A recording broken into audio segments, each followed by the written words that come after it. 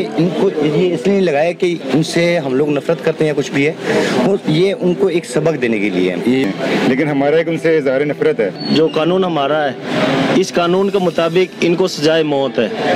ये अपने आप को मुसलमान कहते हैं और मुसलमान के नाम पे ये धोखा देते हैं। मुसलमान नहीं है, कानूनी तौर पे कोई गलत नहीं है। ये काफर तो काफर है, इनको बाइकाट किया जाए, इनसे कोई चीज़ लेना देना ना किया जाए।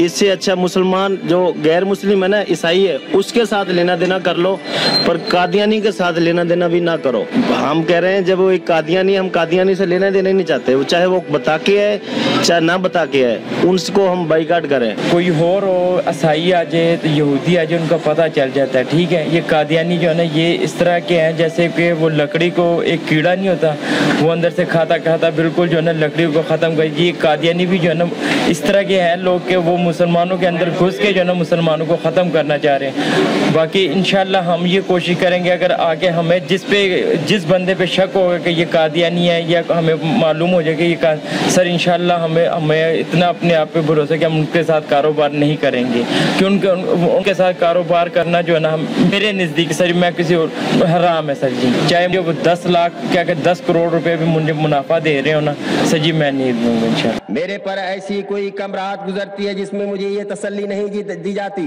कि मैं तेरे साथ हूँ और मेरी आसमानी फौजें तेरे साथ हैं।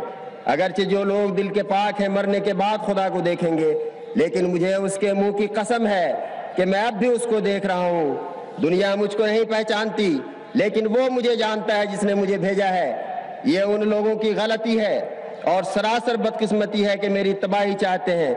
मैं वो दरख्त हूँ जिसको मालिक हकीकी ने अपने हाथ से लगाया है। जो शख्स मुझे काटना चाहता है उसका नतीजा बजुज इसके कुछ नहीं कि वो कारून और यहूदा इस्करियोती और अबू जहल के नसीब से कुछ हिस्सा लेना चाहता है। ज़मीमा तोहफे गुलड़विया।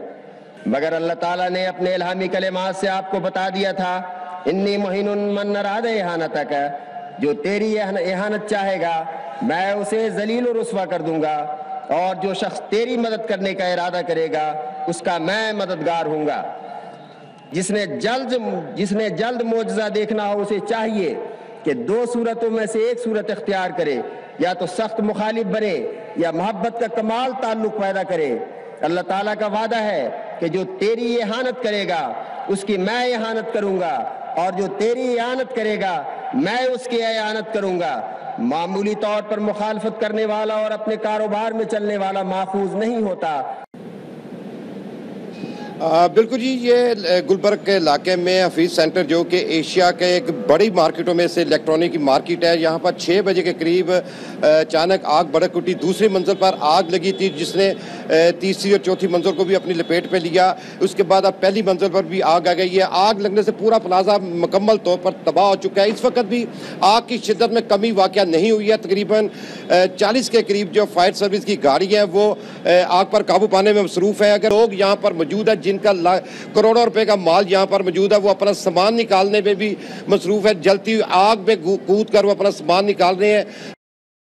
लाहौर में एक नहायत ही अफसोसनाक वाक़या पेश आया जब लाहौर के इलाके गुलबर्ग में इलेक्ट्रॉनिक्स की सबसे बड़ी जो मार्केट है गुलबर्ग में, जिसको हम हफीज़ प्लाजा कहते हैं, वहाँ पर आग लग गई। और वहाँ पर आग लगने की वजह से 300 दुकानों में मौजूद अरबों का माल जलकर राख हो गया।